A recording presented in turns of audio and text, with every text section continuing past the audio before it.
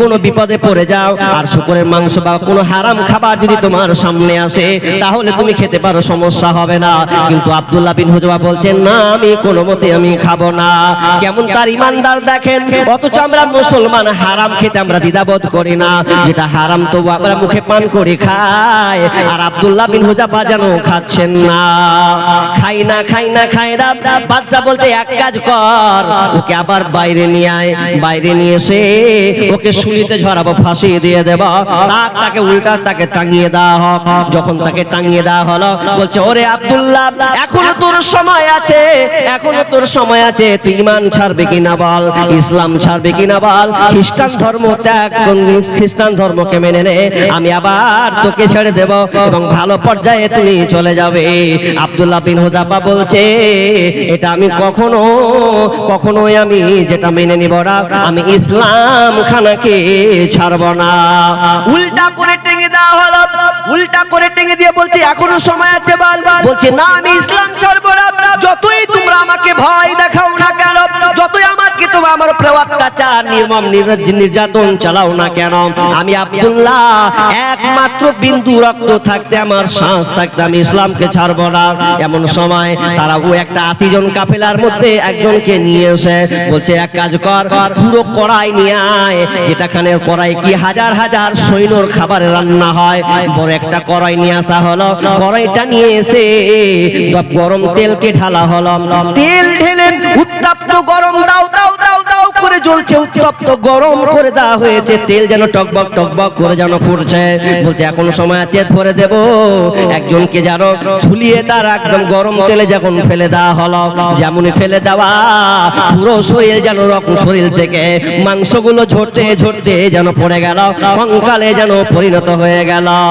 আব্দুল্লাহ বিন হুযাফার সামনে এবার বলছে দেখ তোদেরই বুক দেখ কঙ্কাল করে দিয়েছে, তোর সময় আছে বল।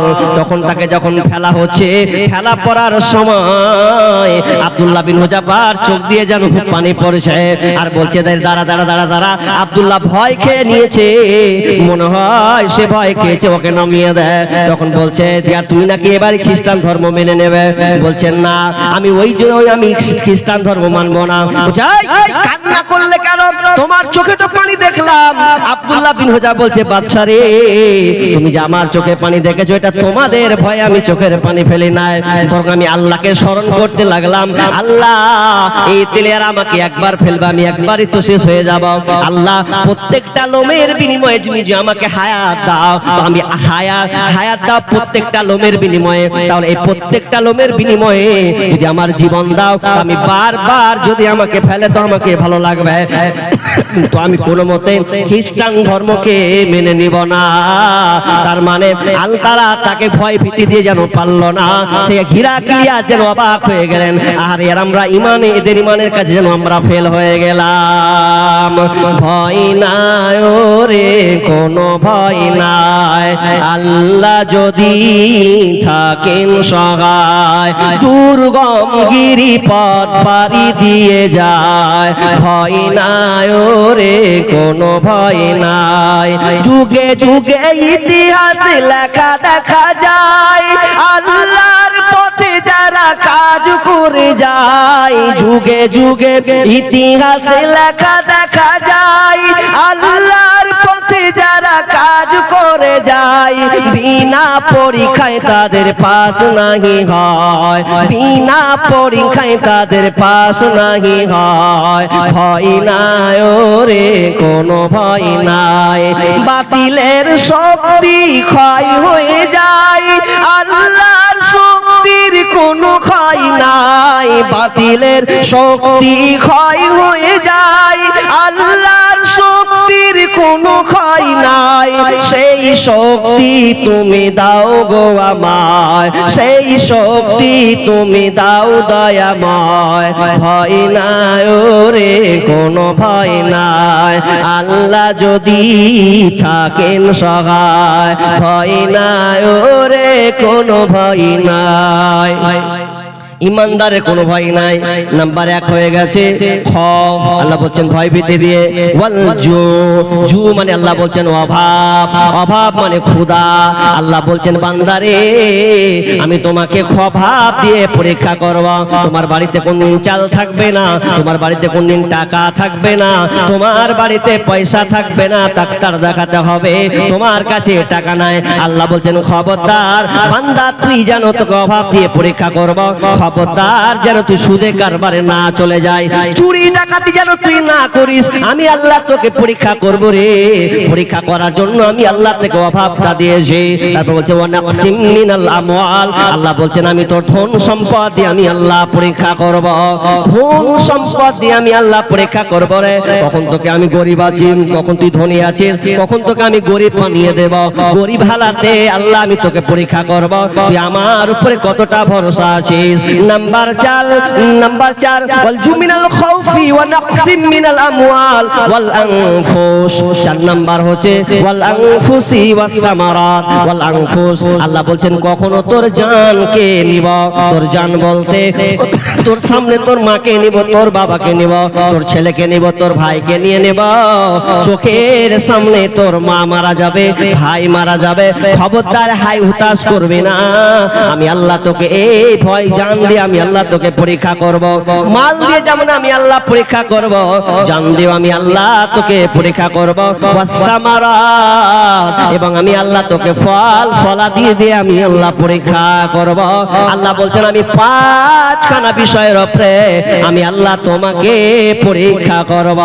যদি তুমি এই 5খানা প্রশ্নের যদি 5খানা বিষয়ের উপরে যদি পাস করে নাও, আর শুনে লাও ওয়াবাশশিরিস সাবিরিন, ধৈর্যশীলদের জন্য রয়েছে সুসংবাদ। তার মানে তুমি যদি ঈমানদার পরিচয় দিতে পারো 5টা বিষয়ের উপরে, তাহলে আমি আল্লাহ তোমার জন্য সুসংবাদ রেখেছি।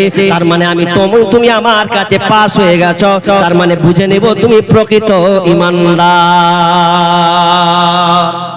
তাহলে 5টা আমি আপনাদেরকে চটচট করে গুছিয়ে দিলাম, বর্ণনা করে দিলাম।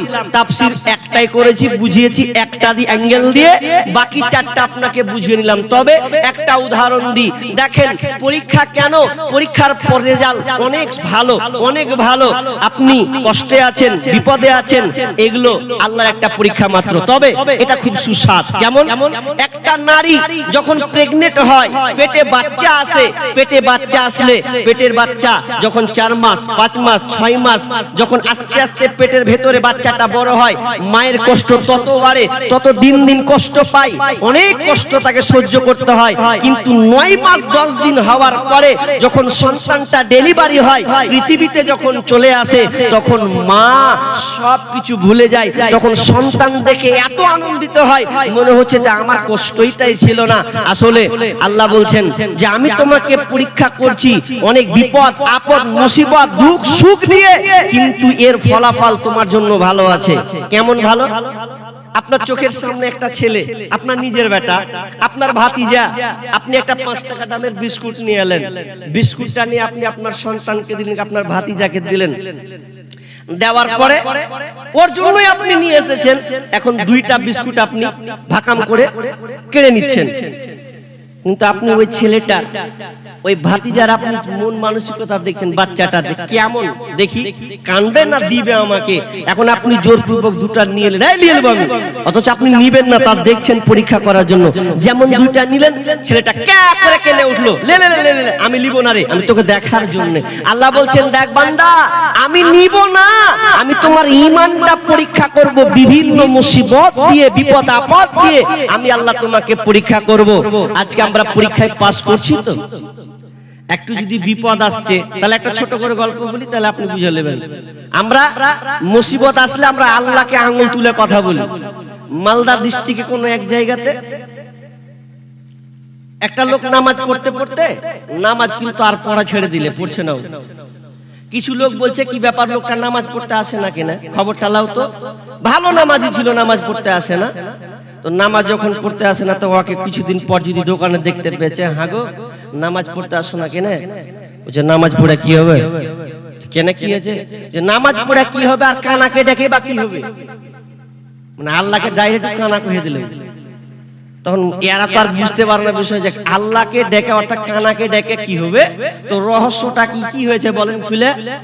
তো বলছে যে আমার 4টা ছেলে পিলে, 4টা ছেলে পিলে, 3টা বেটি 1টা বেটা, 2টা বেটি ভালো, তো 1টা বেটি ভালো নয়, ওর পিছনে টাকা খরচ করে যাচ্ছি, কোনো অসুবিধা নেই করছি। আর একটাই আমার বেটা, যাকে নিয়ে আমি স্বপ্ন দেখছি বড় হবে, আমার হাট বাজার করবে, এ আমার ভবিষ্যৎ উজ্জ্বল করবে, আর ইত্যাদি ইত্যাদি, আমার অনেক পরিকল্পনা। কিন্তু ছেলেটা বড় হতে না হতে আল্লাহর বেটাটাকে নিয়ে নিলে, আমার বেটাটাকে নিয়ে নিলে। তো আমার মন হলো যে হার বেটাটাকে যদি না লিয়া, 3 নম্বর বেটিটা অসুস্থ ছিল, হার বেটিটাকে লিয়ে নিতে। তো লিল তো হার বেটাটাকে ফেল লিল। তখন কইছে যে কানাকে ডেকে আমার কি হবে, এখন বেটিকে বেটাকে নিয়ে নিলে এখনো ও এখন আর আল্লাহকে ডাকবে না, নামাজ পড়বে না, তার মানে ও এখানে ফেলিওর। অথচ আবু মুসা আশআরী রাদিয়াল্লাহু তাআলা আনহু তিনি বলছেন, রাসূল সাল্লাল্লাহু আলাইহি ওয়াসাল্লাম বলেছেন, যখন কোনো মানুষের কোনো ব্যক্তির সন্তান মারা যায়, তো সন্তান মারা যাওয়ার পর আল্লাহ তাআলা ওই ফেরেশতাকে জিজ্ঞাসা করে, হারে তুমি ওই বাড়ির কোনো নেক সন্তান, তার কোলের আদরের সন্তানকে তোমরা নিয়ে এসেছো? বলছে জি হ্যাঁ। তোমরা সেই কলিজার টুকরাকে তোমরা নিয়ে এসেছো? বলছে জি হ্যাঁ। তো ও বান্দা আমার জন্য কি বলেছে? তখন বলবে, তখন ফেরেশতারা বলছে, তোমার ওই বান্দা যদি তার কোলের আদরের সন্তানটা মারা গেছে, কিন্তু আল্লাহ তোমার উপরে কোনো অভিযোগ করেনি, বরং তারা পড়েছে ইন্না লিল্লাহি ওয়া ইন্না ইলাইহি রাজিউন, ইন্না লিল্লাহি ওয়া ইন্না ইলাইহি রাজিউন। বরং সে আল্লাহ আপনার প্রশংসা করেছে, আপনার উপরে অভিযোগ তারা করে না, তারা ধৈর্য রেখেছে। তখন আল্লাহ তাআলা ওই ফেরেশতাদেরকে বলবেন, ফেরেশতাদেরকে বললেন, ও ফেরেশতা, যার মুখের ধন, যার মানিক বুকের ধনকে তোমরা কেড়ে নিয়ে এসেছো, ওই বাপ মার জন্য একটি জান্নাতে ঘর বানিয়ে দাও, আর ওই জান্নাতের ঘরে লিখে দাও বাইতুল হাম। বাইতুল হাম গেটের সামনে লিখে দাও বাইতুল হাম, মানে প্রশংসার ঘর। কারণ সন্তান মারা যাওয়ার পরেও যে ব্যক্তি আমার উপরে ধৈর্য রেখেছে, ওই বাবার মার জন্য জান্নাতে একখানা ঘর বানিয়ে দাও, প্রশংসার ঘর বানিয়ে দাও। শিক্ষিত সুধী মণ্ডলী, তাহলে আপনার সন্তান যদি মারা যায় আর আপনি যদি ধৈর্য রাখতে পারেন, তাহলে জান্নাতে আপনার জন্য ঘর বানানো হবে। আমি আর কথা লম্বা করছি না, ইনশাআল্লাহ কিছু মিডলে কিছু ইম্পর্টেন্ট কথা বলে দেব। তবে এখানে আমাকে 1000 টাকা আছে মনে হয়, 1 2 3 4 5 6 7 8 9 10, 1000 টাকা দিয়েছেন। আল্লাহুম্মা সাল্লি আলাই, আল্লাহুম্মা বারিক আলাই। এবং আরো কয়েকটা দান এসেছে, আমি সময় শেষ করে দিকে লোক চলে গেছে, কথা দিয়ে কথা রাখেনি, খেলাপ করে দিয়েছে, বিধায় আমি আমার বক্তব্যটাকে শর্ট করে নিলাম। তবে এখানে 12টা লোক আছে, যে 12 জন লোক সুভাগ্যবান ব্যক্তি, তারা ভালো লোক, বিধায় তাদের খাতাতে নামগুলো এসেছে এবং তারা দানশীল ব্যক্তি। আমি নামগুলো বলে দিচ্ছি। আব্দুল হাকিম, তিনি সভাপতি, নাকি কিসের সভাপতি? জালসার সভাপতি। আচ্ছা, তারপরে 2 নাম্বার উমার ফারুক, ভালো করে শুনবেন, আশরাফুল, যিনি সেক্রেটারি আছেন। তারপরে আব্দুল বাসির, নাকি সিভিক ভলেন্টিয়ার, আব্দুল বাসির। তারপরে নাইমুল, ঠিকাদার। তারপরে মাসিবুর রহমান, নাকি মুসিবুর রহমান, ব্যবসায়ী। 8 নম্বর আতাউর রহমান, তিনি সমাজসেবী। 9 নম্বর আব্দুল মাজিদ। তারপরে জহিরুদ্দিন, মোবাইলের দোকানদার ব্যক্তি, মাশাআল্লাহ। তারপরে 11 মবিরুদ্দিন। আর 12 নম্বর শেষে বলা আছে মঈনুদ্দিন। তাহলে যে লোক কটা বললাম ভাই, আপনারা তাড়াতাড়ি আসুন, আপনাদের দানগুলো বাকি আছে। আর এই জালসাটা হচ্ছে ঈদগাহার উন্নতি কল্পে। তাহলে ঈদগাহাতে একটা সামাজিক একটা ইবাদত, এটা একার নয়, সামাজিক বিভিন্ন এলাকা থেকে এই। তা আমি আবার অবাক হওয়ারই কথা যে ঈদগাহার জালসাই যদি হয়, তো লোক কেন নয় আমি এটা বুঝলাম না। হতে পারে বক্তা বক্তা এক্সচেঞ্জ উল্টা পাল্টা ভালো মন্দ যাই থাক, কিন্তু একটা মানুষের তার ইমানদারের প্রখরতা থাকবে যে না এটা ঈদগাহার জালসা আমাকে থাকতে হবে, এর সময় ব্যয় করতে হবে। বুঝলাম না আপনারা অ্যাভয়েড করে কেন চলে গেলেন, বুঝলাম না। এটা তো জবাবদিহি কিয়ামতের মাঠে দিতেই হবে, কারণ বক্তা নিয়ে আসবেন বাইরে থেকে আর আপনারা ঘরে ঘুমাবেন, এটা তো কোনোদিন হয় না। জি, বক্তা নিয়ে এসে আলোচনা করবেন আর আপনার ল্যাপ পাতার ভেতরে ঢুকে থাকবেন, এটা কোনোদিন হয় না। বিধায় যে কটা লোকের নাম বললাম আপনারা অবশ্যই শুনতে পেয়েছেন, তাড়াতাড়ি করে আসুন এবং এই দানগুলো দিই, ইনশাআল্লাহ আমরা এখানে সমাপ্তি টানবো ইনশাআল্লাহ। আল্লাহর রাস্তে আছেন তো একটা আমি হাতে, কি নাম? নাইমুল, তিনি 10,000 দিয়েছেন। নাইমুল ঠিকাদার না, ঠিকাদার মানুষ, তিনি 10 কিসের ঠিকাদার, তো ভালো ইনকাম গো, ইনকাম ভালো, 10,000 টাকা দিয়ে চলে গেছে। আছে না গেছে? আচ্ছা, কি নাম? 10,000 বলেছে কি না আপনারা 10,000 পেয়েছেন? 10,000 দিবেন, তাহলে কিছু কিন্তু আমাকে বাইকে নিয়ে আস্তে আস্তে কয়েছে যে কি যে করবো, আর আমার জোর মুস্তি 10,000 মারবে লাগছে, এটা আমি দিতে পারবো না, আর অবস্থা খারাপ। তো তো 10,000 হয়ে গেছে, তাহলে যাক, আল্লাহুম্মা সাল্লি আলা বারিক আলাই। তিনি 10,000 টাকা দিলাম রফিক ভাই। আর নাইমুল হক না, নাইমুল হক, উনি 10,000 টাকা দিলেন। আল্লাহুম্মা আনতাস সালাম ওয়া মিনকাস সালাম তাবারাকতা ইয়া জাল জালালি ওয়াল ইকরাম। রব্বুল আলামিন শেষ রজনীতে গভীর রাতে রব্বুল আলামিন তিনি 10 করে দুজন মিলে আল্লাহ 20,000 টাকায় ঈদগাহর জন্য দিলেন।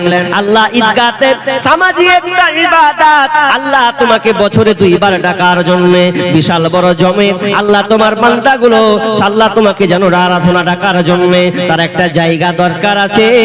রব্বুল আলামিন এই ঈদগাহর জন্য তারা দান করেছেন, আল্লাহ তুমি তাদের দানকে কবুল করে নাও, তাদের মনে আশা আকাঙ্ক্ষা সৎ উদ্দেশ্য আল্লাহ তুমি পূরণ করে দাও, বালা মুসিবত দূর করে দাও। আল্লাহ যে যে কাজে নিয়োজিত আছে আল্লাহ তুমি তাদের কাজে বরকত দাও, আল্লাহ তাদের ঈমানি হালাতকে আল্লাহ তুমি আরো বৃদ্ধি করে দাও, দান করার বেশি তুমি জজবা তুমি তাদেরকে প্রয়োগ করে দাও। আল্লাহ ছেলে সন্তানদেরকে সুখে শান্তিতে রাখিও, আল্লাহ ছেলে সন্তানকে আল্লাহ তুমি মেধাবী করে দিও, আমিন সুম্মা আমিন। মিহিনগরের মেম্বার 5,000 টাকা দিয়েছেন। আল্লাহুম্মা সাল্লি আলাই, আল্লাহুম্মা বারিক আলা হায়াকালা বারাকাল্লাহ। আল্লাহ সে মেম্বারের দানকে আল্লাহ তুমি গ্রহণ করে নাও, যে উদ্দেশ্যে দিয়েছে আল্লাহ সৎ উদ্দেশ্য পূরণ করে দাও, বালা মুসিবত দূর করে দাও, আমিন সুম্মা আমিন। কি ঝন্টু শেখ? ঝন্টু শেখ, জ্যাক শেষের বেলা ফের নাম গালা কেমন হয়েছে? ঝন্টু শেখ 500 টাকা আমার হাতে নগদ এবং 4,500 টাকা বাকি। জি ইনশাআল্লাহ দিয়ে দেবেন। আল্লাহুম্মা সাল্লি আলাই, আল্লাহুম্মা বারিক আলাই। আল্লাহ তুমি দান কাল্লা তুমি কবুল করে নাও, বালা মুসিবত দূর করে দাও, রোজগারে বরকত দাও, আমিন সুম্মা আমিন।